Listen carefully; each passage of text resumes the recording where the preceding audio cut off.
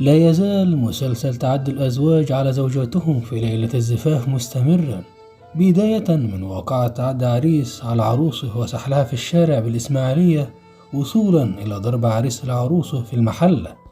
القصة بدأت عند انتهاء حفل الزفاف بإحدى قاعات الأفراح بقرية بلقينة بدائرة مركز المحلة، واستعداد العروسين للتوجه إلى عش الزوجية.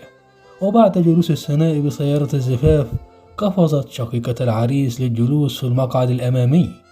فوجئت وقتها بوالدة العروس وقد جلست قبلها، ومن هنا احتد النقاش بينهم، وتبادلت والدة العروس وشقيقة العريس السباب.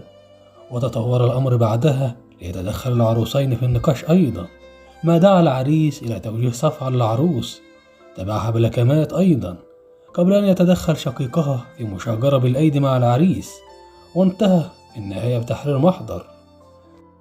انتظروني في حلقة قادمة، وإلى لقاء آخر إن شاء الله.